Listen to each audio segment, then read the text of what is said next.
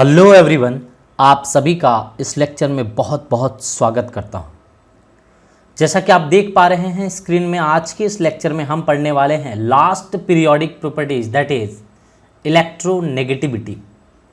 Right, तो इससे पहले हमने कवर कर रखा है atomic radius, ionization potential, electron affinity. ये 3 पीरियोडिक प्रॉपर्टीज हमने ऑलरेडी कवर कर रखे हैं। तो ये 4th and last periodic properties है, दैट इज इलेक्ट्रोनेगेटिविटी। ये क्या होता है, आइए इसको समझने की कोशिश करते हैं। इलेक्ट्रोनेगेटिविटी एक्चुअल में अगर देखा जाए तो एक एटम की टेंडेंसी होती है कि वो कितना अपनी और इलेक्ट्रॉन्स क्लाउड को अट्रैक्ट कर सके, शेयर इलेक्ट्रॉन क्लाउड को अट्रैक्ट कर सके। जैसे फॉर एग्जांपल मैं बताऊं, अगर मान लीजिए कि ए और बी मिल करके, जैसे ए एंड बी ने पहले सोचा कि चलो शेयरिंग करते हैं इलेक्ट्रॉन की, तो इन्होंने क्या करा कि शेयर कर लिया इलेक्ट्रॉन का, एक इस तरीके से बॉन्ड बना इनके बीच में, और इन्होंने इलेक्ट्रॉन की शेयरिंग कर ली और बीचों बीच में बोला कि एक इलेक्ट्रॉन ए ने दिया और दूसरा इलेक्ट्रॉन बी ने दिया, और बीचों बीच इस इलेक्ट्रॉन को रख दिया गया। और यही जो इलेक्ट्रॉन है, चूंकि दोनों के द्वारा शेयर्ड किया गया है 1 by 1 इलेक्ट्रॉन, तो हम इसी को कहते हैं shared pair electron, shared pair electron. ठीक है, यानी कि दोनों के द्वारा शेयर किया गया एक पेयर इलेक्ट्रॉन है, यानी कि पेयर मतलब 2 इलेक्ट्रॉन है। राइट, तो अब हम बोलते हैं कि 2 सिचुएशन है इसके साथ में, ये शेयरिंग किया हुआ इलेक्ट्रॉन है। अब यहाँ सिचुएशन ये है, फर्स्ट सिचुएशन आपको मैंने दे दिया कि अगर मान लीजिए कि electronegativity of A is greater than B, यानी कि ए की इलेक्ट्रोनेगेटिविटी ज़्यादा है अगर बी से, यानी कि हम कहना चाह रहे हैं कि मान लीजिए ए और बी 2 आदमी हैं, है ना, तो ए की ताकत अभी ज़्यादा है। तो ए की ताकत हमने बताया फर्स्ट स्टेप में, मतलब माना मैंने, ऐसा मान लिया कि ए की ताकत अगर ज़्यादा रहा तो क्या सिचुएशन देखने को मिल सकता है। अगर ए की ताकत ज़्यादा रहती है तो ए क्या करेगा, जो इलेक्ट्रॉन क्लाउड है यहाँ पे, वो अपनी और इस तरीके से शिफ्ट कर लेगा, कुछ अपनी और शिफ्ट कर लेगा, है ना। मतलब इस तरीके से अगर शिफ्ट करेगा तो इलेक्ट्रॉन क्लाउड क्या होगा, इलेक्ट्रॉन क्लाउड जो है वो ए की तरफ ज़्यादा आ जाएगा। और इलेक्ट्रॉन क्लाउड अगर ए की तरफ ज़्यादा आ जाएगा तो हम कह सकते हैं कि ए के ऊपर जो होगा वो पार्शियल नेगेटिव चार्ज होगा, क्योंकि इलेक्ट्रॉन क्लाउड में नेगेटिव चार्ज होता है। इलेक्ट्रॉन नेगेटिव चार्ज का होता है, तो इलेक्ट्रॉन की डेंसिटी अगर इधर बढ़ेगी ए के तरफ में तो पार्शियली नेगेटिव चार्ज आएगा। और बी के तरफ से ऑब्वियस सी बात है, जब ए में बढ़ेगा अगर इलेक्ट्रॉन की डेंसिटी तो बी से घटेगा, और इलेक्ट्रॉन घटने की जैसे ही घटता है तो किसी एटम के ऊपर में पार्शियल पॉजिटिव चार्ज आता है। पार्शियल पॉजिटिव और पार्शियल नेगेटिव इसलिए हम बात कर रहे हैं क्योंकि यहाँ पे कंप्लीट ट्रांसफर ऑफ इलेक्ट्रॉन नहीं हो रही है। कंप्लीट ट्रांसफर ऑफ इलेक्ट्रॉन नहीं होने के कारण यहाँ पे हम कह रहे हैं कि जस्ट शिफ्टिंग हो रहा है, इलेक्ट्रॉन की शिफ्टिंग हो रही है, कंप्लीट ट्रांसफर नहीं हो रही है। ठीक है, यानी ए के तरफ ज़्यादा शिफ्ट कर गया है बट ट्रांसफ़र नहीं हुआ है। नेक्स्ट, हम इसी तरीके से उल्टा सिचुएशन मान लें कि अगर मान लीजिए कि बी की इलेक्ट्रोनेगेटिविटी अधिक है ए से, तब के केस में क्या होगा, इस बार अब जो पहले ए खींचा करता था, अब ए इस इलेक्ट्रॉन को खींच नहीं पाएगा। अब ये इलेक्ट्रॉन बी की तरफ शिफ्ट करेगा, जो शेयर्ड इलेक्ट्रॉन पेयर है वो बी के तरफ शिफ्ट करेगा, क्योंकि इस बार बी ज़्यादा ताकतवर है। तो बी के तरफ अगर इलेक्ट्रॉन क्लाउड मूव करेगा तो बी के ऊपर में कौन सा चार्ज आएगा, पार्शियली नेगेटिव चार्ज आने वाला है, और जिससे इलेक्ट्रॉन जाएगा दूर उस पर पार्शियल पॉजिटिव चार्ज आने वाला है। तो इस प्रकार से हमने क्या देखा, हमने ये देखा, अब डेफिनेशन आपको समझ में आ जाएगा कि ये एक टेंडेंसी होती है किसी भी एटम की। So it is an tendency of an atom, it is the tendency of an atom. ये किसी भी एटम की टेंडेंसी होती है कि किस तरीके से वो अट्रैक्ट कर सके शेयर्ड इलेक्ट्रॉन पेयर को, अपनी ओर खींच सके, है ना, टुवर्ड्स इटसेल्फ, अपनी ओर खींच सके in covalently bonded atom. Covalently bonded atom कहने का मतलब है कि इलेक्ट्रॉन जो है वो शेयर्ड हुआ रहना चाहिए, है ना। शेयर इलेक्ट्रॉन जब होता है तो हम कहते हैं कि कोवेलेंट बॉन्ड ही बनता है शेयर्ड पेयर इलेक्ट्रॉन में। राइट, उसी टेंडेंसी को, मतलब इलेक्ट्रॉन को खींचने की टेंडेंसी को, अपनी ओर खींचने की टेंडेंसी को ही हम क्या कहते हैं, इलेक्ट्रोनेगेटिविटी। तो आई थिंक आपको डेफिनेशन जरूर क्लियर हो गया होगा कि इलेक्ट्रोनेगेटिविटी आखिर कहते किसको हैं। राइट। अब आगे हम और मूव करते हैं कि आखिर ये डिपेंड्स किस पे करता है। तो हम कहें तो value of electronegativity depends upon value of electron affinity and value of ionisation energy of the element. किसी भी एलिमेंट की इलेक्ट्रॉन एफिनिटी कितनी है, किसी एलिमेंट की आयोनाइजेशन एनर्जी कितनी है, ये इस पर डिपेंड करेगा इलेक्ट्रोनेगेटिविटी का। आगे चल करके हम ये भी देखेंगे कि जब हम इलेक्ट्रोनेगेटिविटी को डिटरमाइन करेंगे तो with the help of electron affinity and electronegativity we can determine the value of electronegativity.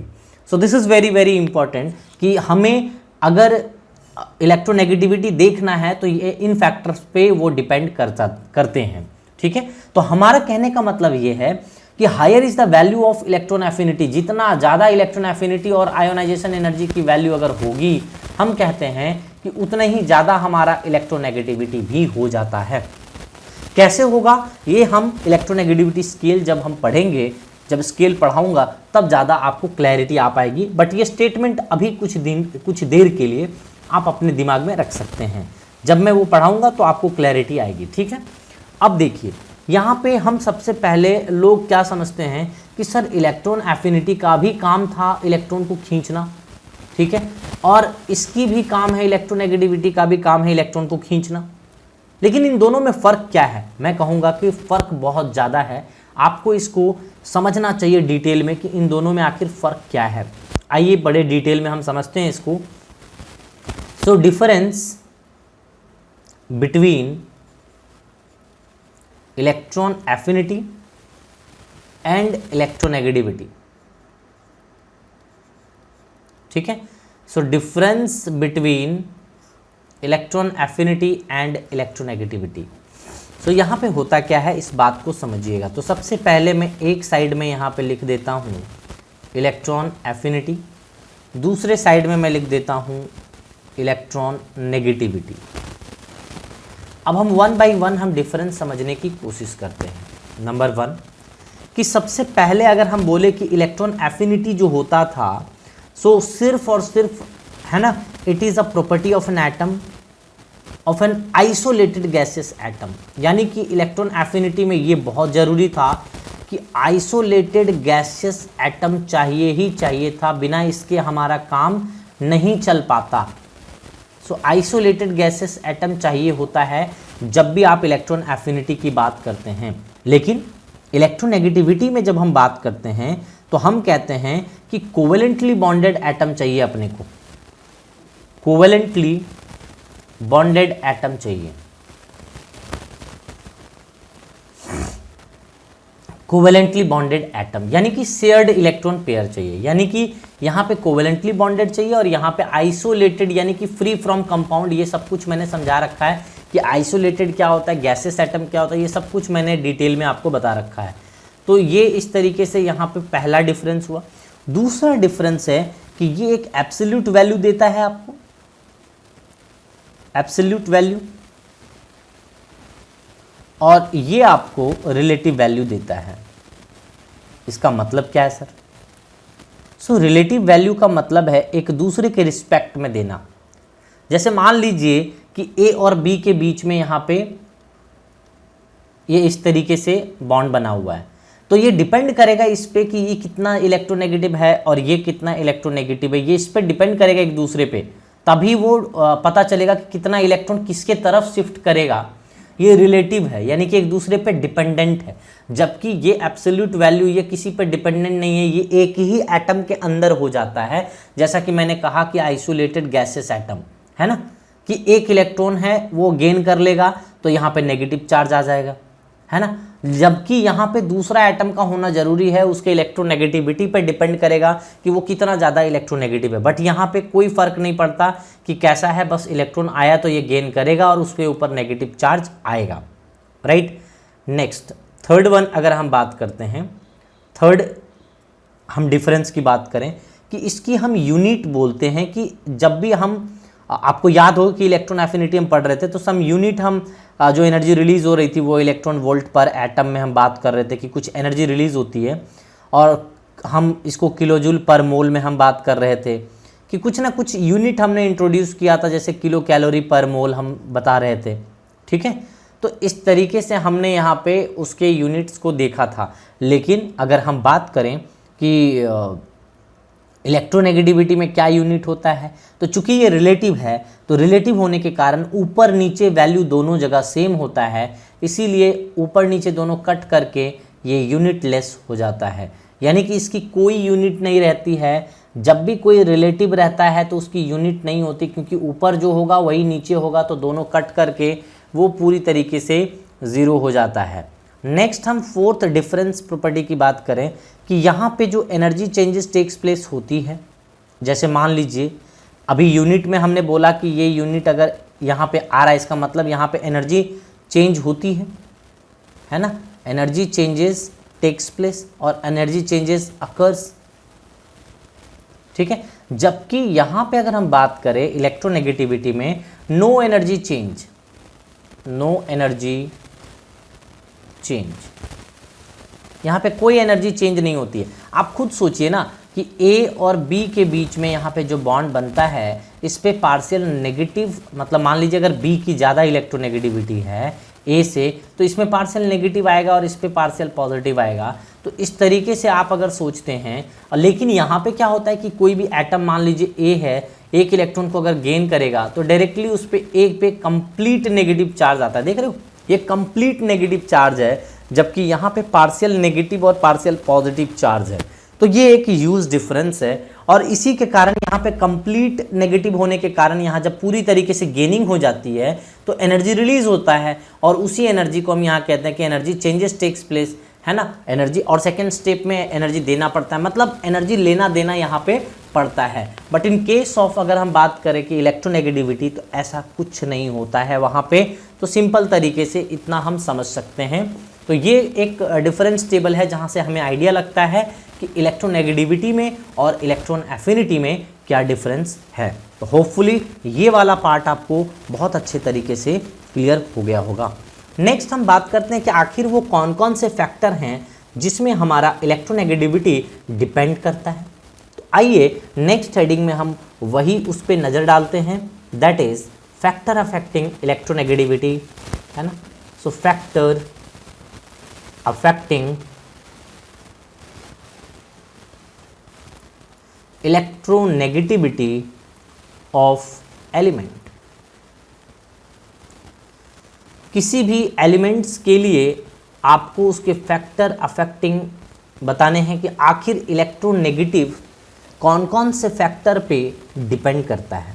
Number 1, सबसे पहले कि हर बार हम जैसा लिखते हैं एटॉमिक साइज को, यहाँ पे भी हम एटॉमिक साइज से रिलेट करने की कोशिश करेंगे। और जैसा कि मैं बार बार कहता हूँ कि atomic size rest of the 3 properties का क्या है, दुश्मन है। तो ये इन्वर्सली रिलेशन तीनों से चलते हैं। तो एटॉमिक यहाँ पे एटॉमिक साइज की बात कर लेते हैं सिंपली। तो हम क्या देख सकते हैं कि एटॉमिक साइज की अगर सिंपल वे में हम बात करें तो इलेक्ट्रोनेगेटिविटी यानी कि खींचने की टेंडेंसी, सोचो एटम अगर बढ़ता चला गया, ये छोटा था, ये थोड़ा बड़ा था, ये थोड़ा और बड़ा, ये और बड़ा, और इस तरीके से बड़ा बड़ा होता चला गया।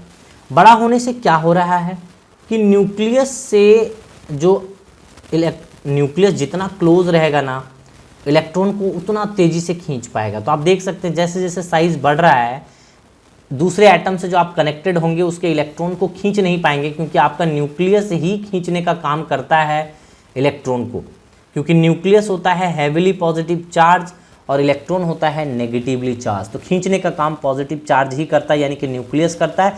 और जैसे जैसे बड़ा होता है न्यूक्लियस दूसरे एटम के कंपैरिजन में यहाँ पे दूर चला जाता है। इसीलिए हम कहते हैं कि इलेक्ट्रोनेगेटिविटी की जो यहाँ पे रिलेशन होगी वो इलेक्ट्रोनेगेटिविटी एटॉमिक साइज से इन्वर्सली रिलेशन होगा, जैसा कि मैं पहले से बताता आया हूँ आपको। तो साइज ऑफ एटम की अगर हम बात करें तो ये इन्वर्सली रिलेशन है। तो मैंने तो शुरू से ही कहा है कि एटॉमिक साइज भैया तीनों पीरियोडिक प्रॉपर्टीज से इन्वर्सली रिलेशन रखता है। तो ये तो बहुत आसान हो गया सर याद करना, बेहद इजी है ये, ठीक है। आइए नेक्स्ट सेकंड पीरियोडिक मतलब यहाँ पे सेकंड फैक्टर को समझते हैं कि आखिर कौन सा वो सेकंड फैक्टर जो इलेक्ट्रोनेगेटिविटी को अफेक्ट करता है। तो हम दूसरे में हर बार बात करते हैं Z इफेक्टिव की, और आपको पता है Z इफेक्टिव का सिंपल सा कहने का मतलब क्या होता है कि Z effective simply tells that attraction of nucleus on the outer most electron और hold of the nucleus on outer most electron.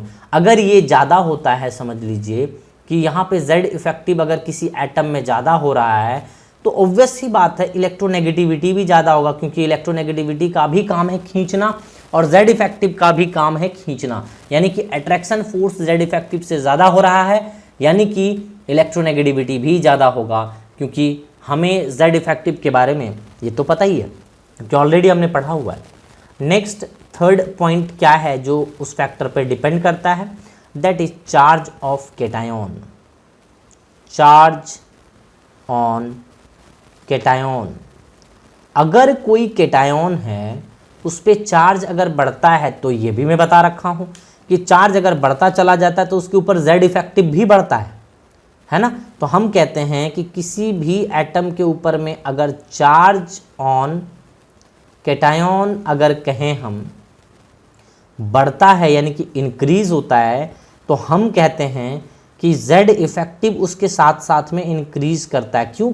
ये रीज़न बता चुका हूँ कि जैसे जैसे इलेक्ट्रॉन आप निकालते हो तो उसका अपकमिंग इलेक्ट्रॉन जो होता है वो न्यूक्लियस से और क्लोज हो जाता है, यानी कि न्यूक्लियस उसको और अट्रैक्ट करने लग जाता है। तो इसी तरह से जब Z इफेक्टिव ज़्यादा होगा तो इलेक्ट्रोनेगेटिविटी भी ज़्यादा होगा।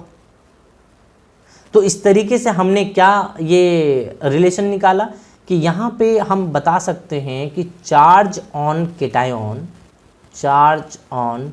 Cation will be directly proportional to the electronegativity.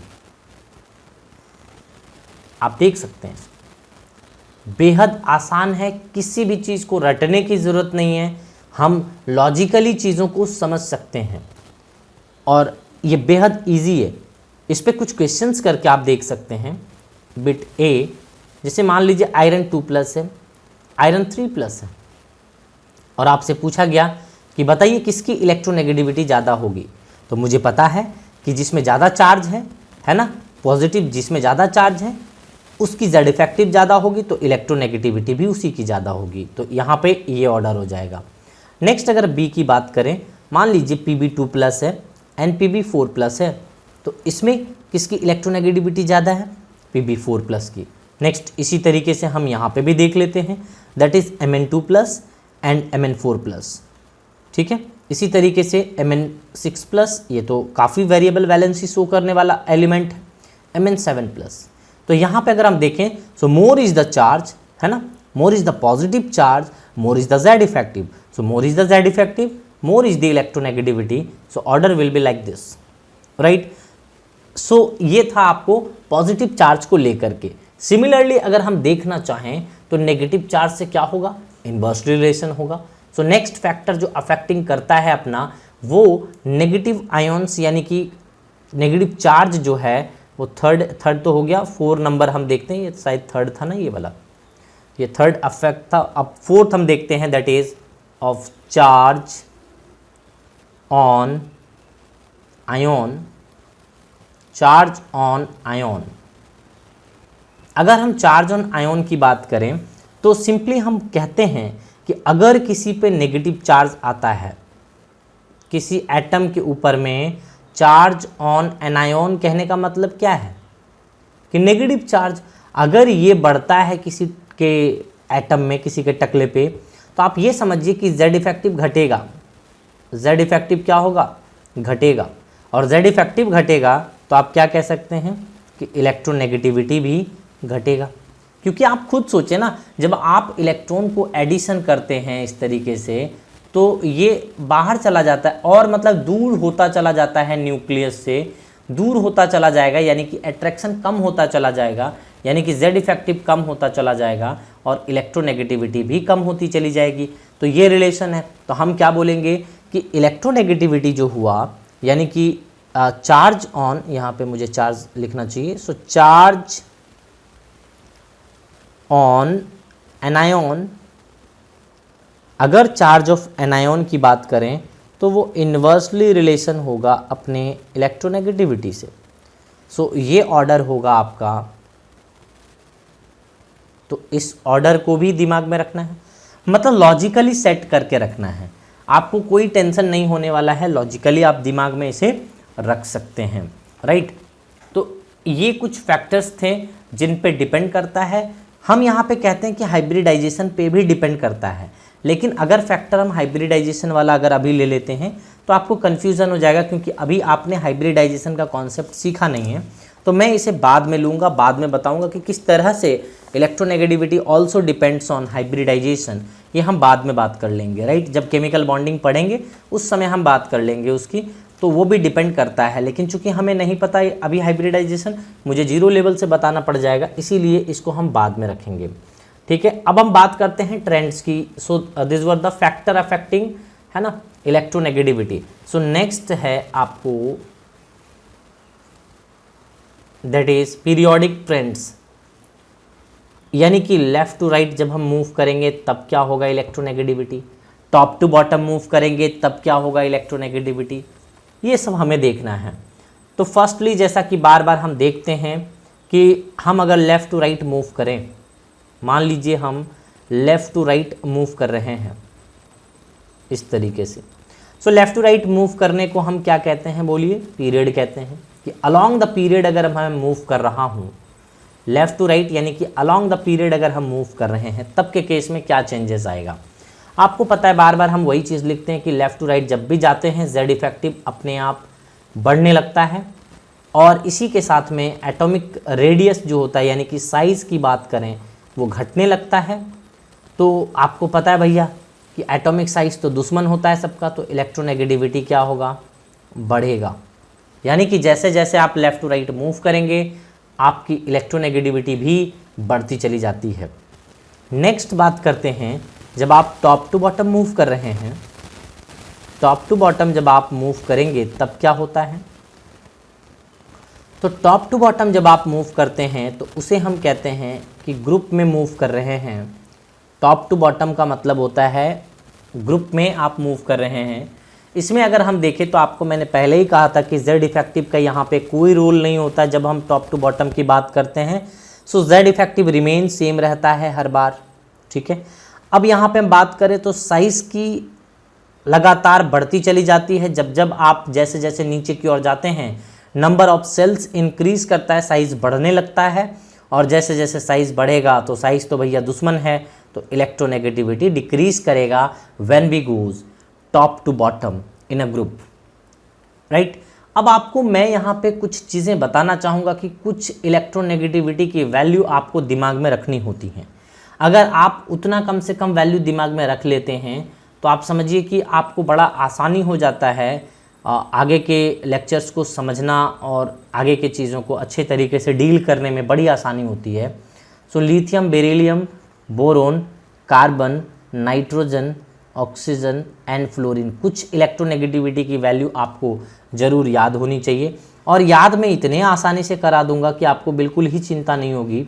Sodium, magnesium, aluminium, silicon, phosphorus, sulphur and chlorine, and इसी तरीके से आप यहाँ पे ले सकते हैं पोटेशियम को, देन रुबिडियम को, और इसी तरीके से सीजियम को भी ले सकते हैं। फ्रांसियम नहीं लेना है, रेडियो एक्टिव एलिमेंट है, तो उसको छोड़ दें, ज़्यादा बेहतर होगा।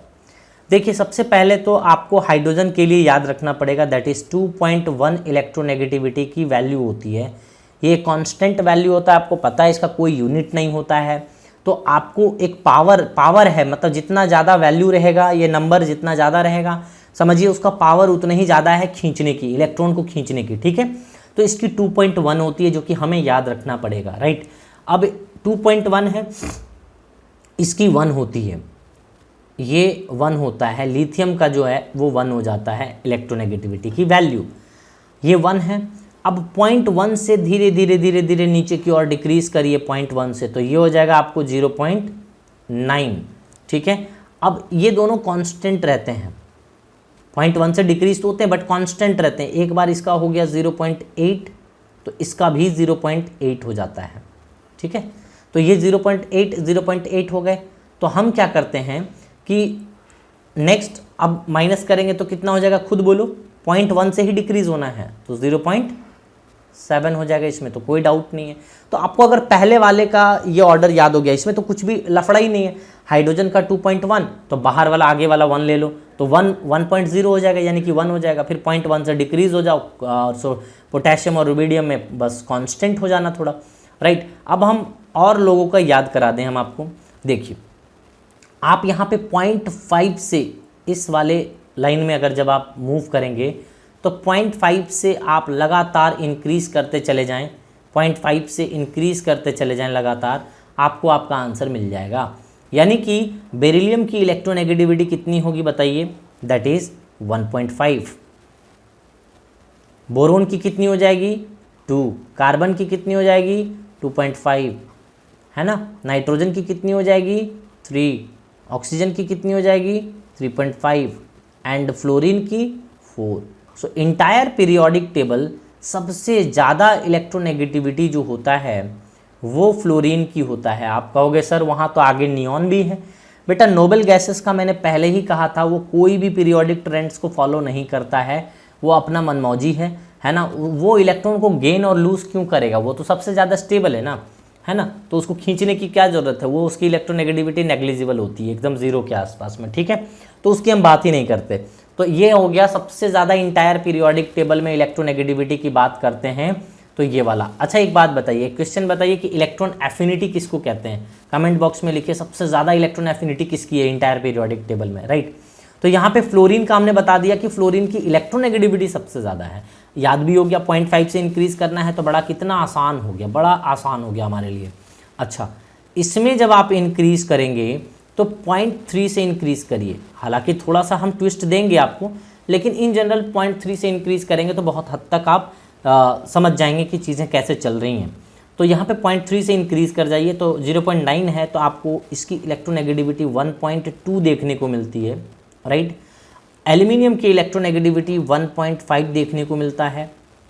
इसी तरीके से सिलिकॉन का 1.8 देखने को मिलता है एंड फास्फोरस का 2.1। तो देखिए कितना दूर तक फॉलो हो गया 0.3 एडिशन करते करते। लेकिन जैसे जैसे आप टारगेट की तरफ दौड़ते हैं, थोड़ा सा यहाँ पे दिमाग लगाना पड़ेगा, टारगेट की तरफ जैसे जैसे दौड़ते हैं स्पीड में, तो क्या होता है कि जब टारगेट अपना दिख जाता है कि अच्छा हमें यहाँ तक दौड़ना है, तो यहाँ तक दौड़ना है, तो इसीलिए क्या करते हो आप अपना स्पीड को थोड़ा बढ़ा देते हो।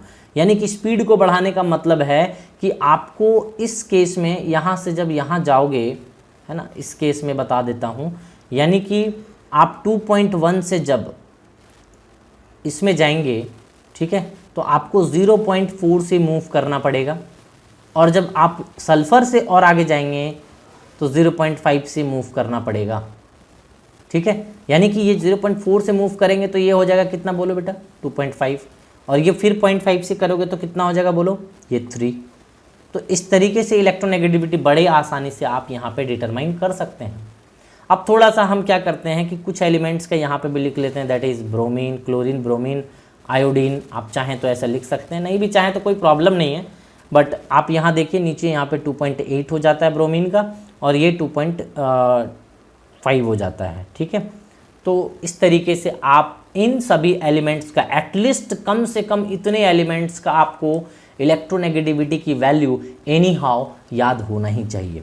अगर नहीं याद होगा तो आपको दिक्कतें आएंगी आगे चल करके, इसीलिए मेरा सजेशन आपको है कि ज़रूर से ज़रूर इनको याद कर लिया जाए तो बेहतर होगा आपके लिए, ठीक है। तो ये पार्ट बहुत इजीली समझ में आ गया।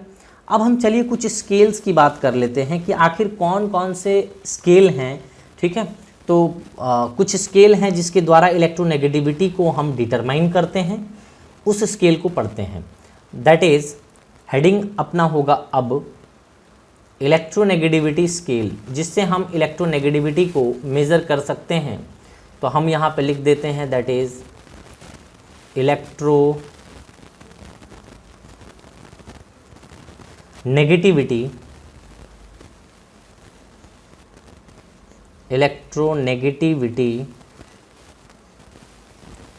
स्केल।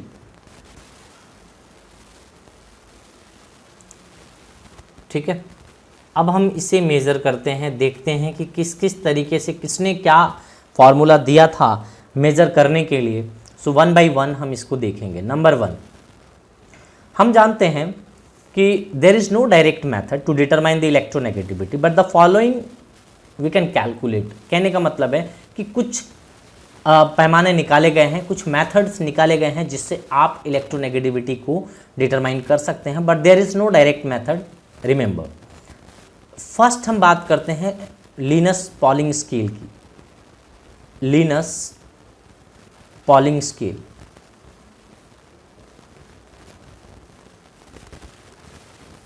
अगर हम इसकी बात करें कि इसके अकॉर्डिंग इलेक्ट्रोनेगेटिविटी हम कैसे डिटरमाइन कर सकते हैं, तो हमने कहा था ना शुरू में कि इलेक्ट्रोनेगेटिविटी डिपेंड करता है किस पे, आयोनाइजेशन पोटेंशियल और इलेक्ट्रॉन एफिनिटी पे। आइए इसी का यूज़ करके इसने भी किया है ये काम। तो सबसे पहले मैं बता दूं कि XA माइनस XB जो होता है, इसका फार्मूला कुछ XA माइनस XB, यानी कि electronegativity of A and electronegativity of B will be equal to 0.208, right. And then यहाँ पे अंडर रूट EAB, यानी कि energy of bond between AB, and इसके अंडर रूट के अंदर आ जाएगा energy of AA, energy between AA into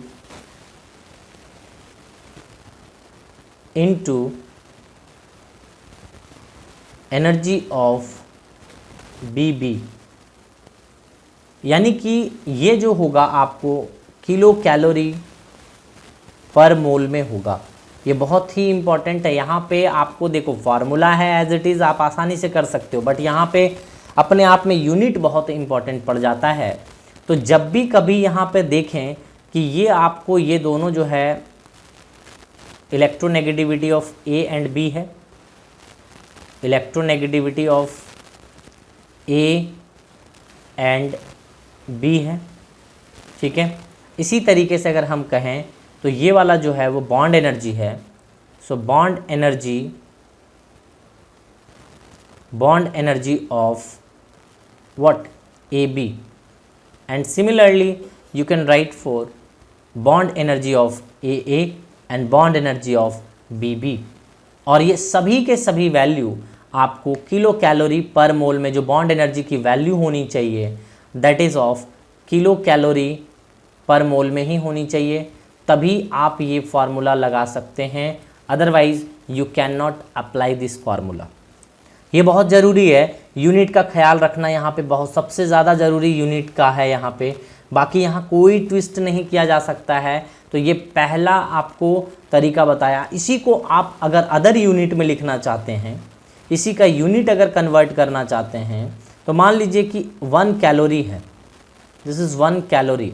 so 1 calorie is equal to 4.2 joule.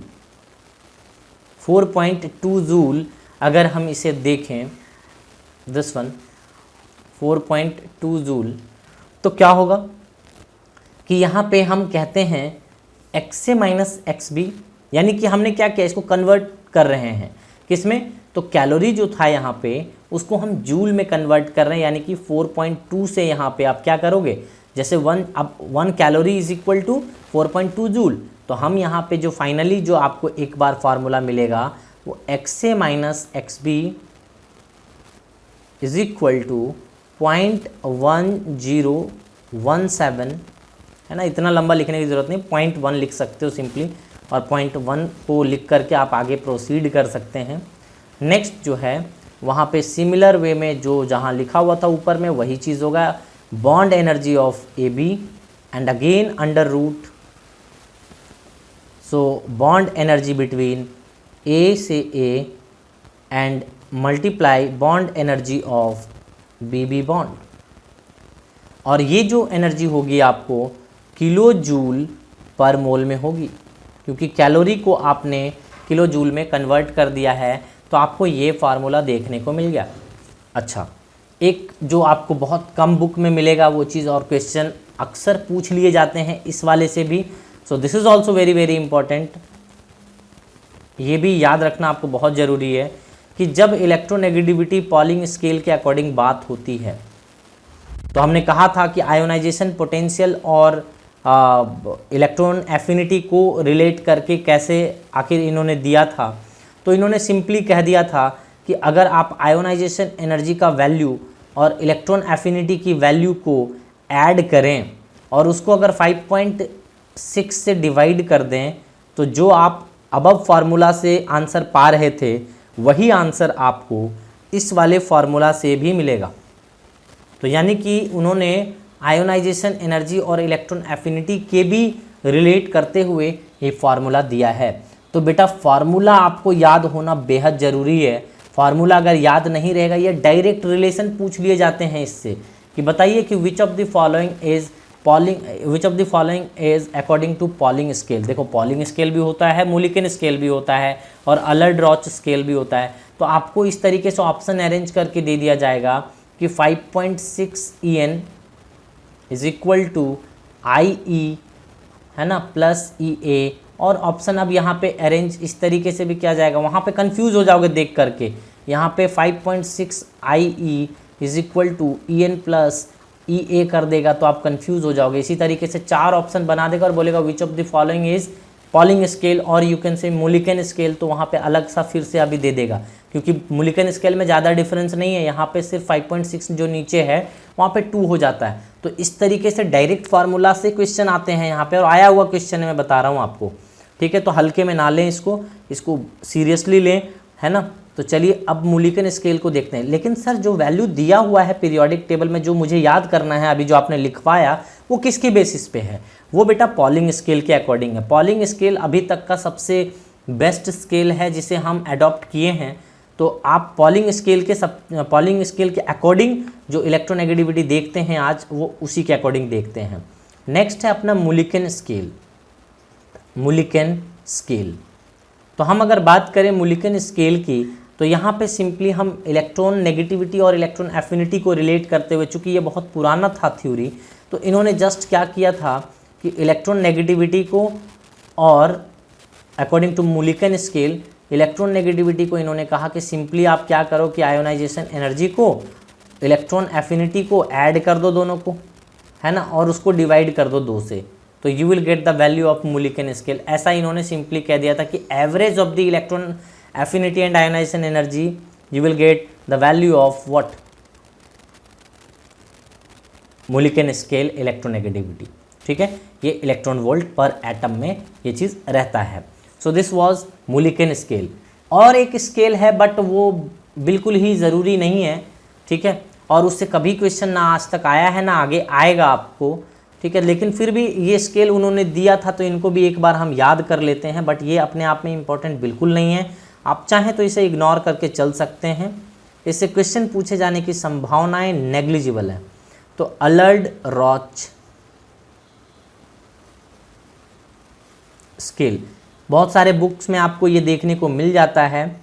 तो जैसे जेडली वगैरह आप देखेंगे तो उसमें ये देखने को मिलेगा आपको, तो इसीलिए मैं भी यहाँ पे आपको बता दे रहा हूँ कि डायरेक्टली आपको यहाँ पे ये जेड इफेक्टिव और एटॉमिक रेडियस को रिलेट करते हुए ये फार्मूला दिया गया है, ठीक है।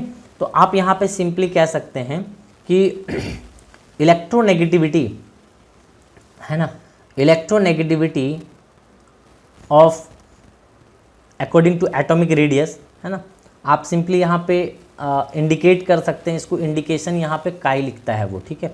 आप चाहें तो इसको x को ऐसे लिख करके और एटॉमिक रेडियस यहाँ पे लिख दें कि जो इलेक्ट्रोनेगेटिविटी है that will be what 0.359 into Z effective into divided by r², जो कि रेडियस आपका जो होना चाहिए वो एंगस्ट्रॉन्ग में होना चाहिए। रेडियस की वैल्यू एंगस्ट्रॉन्ग में होनी चाहिए। और ये कुछ फार्मूला है जिसे आप अलर्ड-रॉच के स्केल के अकॉर्डिंग याद रख सकते हैं, ठीक है। तो ये कुछ स्केल थे। अब अगले लेक्चर में हम देखेंगे कि आखिर कौन कौन से एप्लीकेशन हैं इस इलेक्ट्रोनेगेटिविटी की, that is also very very important, और कौन से एक्सेप्शनल केसेस हैं ये भी हम देखेंगे वो अगले लेक्चर में। होपफुली ये पूरा का पूरा लेक्चर आपको अच्छे तरीके से समझ में आया होगा। राइट। मिलते हैं अगले लेक्चर में, दैट इज़ इलेक्ट्रोनेगेटिविटी पार्ट 2 के साथ में, और वहाँ पे एप्लीकेशन एंड एक्सेप्शनल केसेस हम देखेंगे उनके। तब तक के लिए धन्यवाद।